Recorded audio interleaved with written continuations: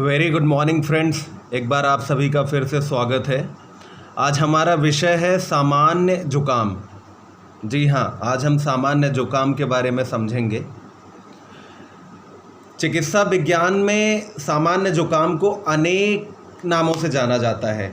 यह एक हल्की सामान्य शारीरिक गड़बड़ी है जो अल्पकाल कुछ समय के लिए होती है, किंतु जब यह गंभीर रूप धारण कर लेती है तो इसे फ्लू या इन्फ्लुएंजा कहते हैं, जो संसर्ग जनित रोग हैं तथा जिनकी रोग प्रतिरोधन क्षमता अपेक्षाकृत न्यून होती है, बहुत कम होती है। वहीं इसके प्रबल आक्रमण के शिकार होते हैं। समझते हैं जैसे व्यक्ति खुले वातावरण में सर्दी की चपेट में आता है तो उसे सर्दी लग जाती है। जैसे बरसात में भीगना, ऋतु संधि काल, विशेष रूप से शीतकाल के अंत और वसंत का प्रारंभ काल में जब शरीर का आंतरिक तापमान बाहर के तापमान से तालमेल बैठाने का प्रयास करता है, तभी वह जुकाम के हमले का शिकार हो जाता है। यह ज्ञात है कि एक स्वस्थ शरीर समय समय पर अपने संचित विषाक्त तत्वों को बाहर निकालता रहता है। ये एक शारीरिक प्रक्रिया भी है। सर्दी जुकाम इस महान कार्य का एक सशक्त माध्यम कहा जाता है। अतः इसे आंतरिक साफ सफाई तथा समायोजन का एक सशक्त माध्यम कहा जाता है। सर्दी के सामान्य लक्षण जैसे खांसी, छींक, नाक बहना, बुखार तथा पसीना आना आदि सभी आंतरिक सफाई के माध्यम कहे जाते हैं।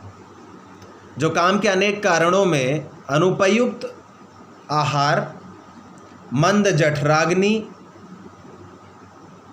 अधिक समय तक बैठकर काम करना, व्यायाम का अभाव एवं मांसपेशियों की क्रिया मंदता तथा मंद रक्त परिसंचरण आदि हैं।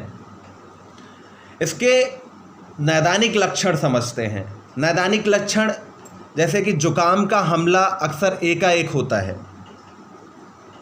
प्रारंभ में नाक के अंदर तथा गले में उत्तेजना अथवा झुनझुनी की संवेदना के साथ छींकें भी आती हैं।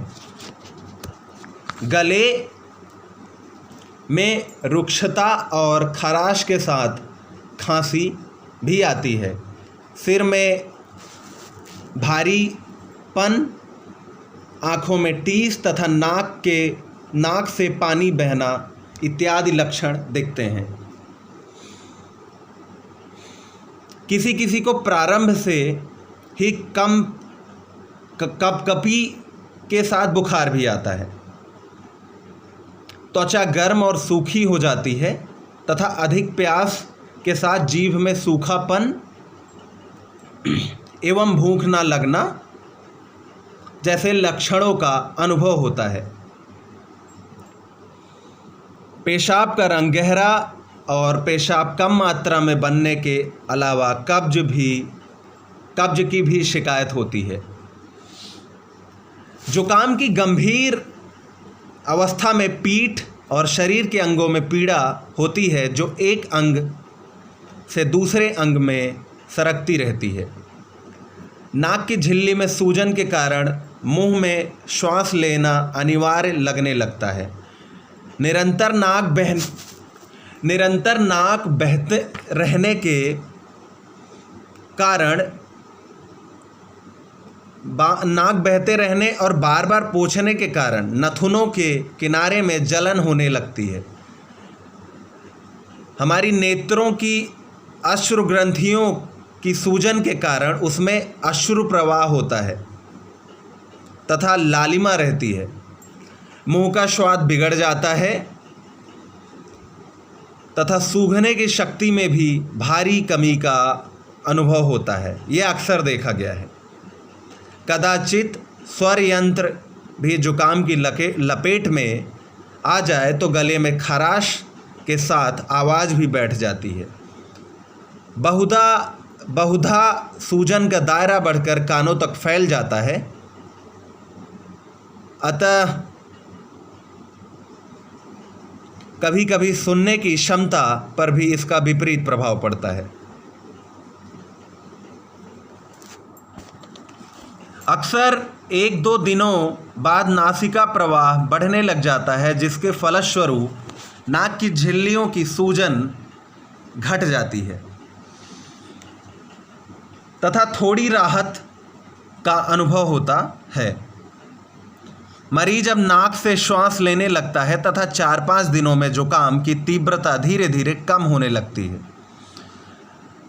अधिक गंभीर मामलों में जब सूजन का क्षेत्र बढ़कर अधः श्वास पथ को प्रभावित करता है तो हमारी श्वास नली में उत्तेजना के साथ साथ खांसी की भी शिकायत होती है।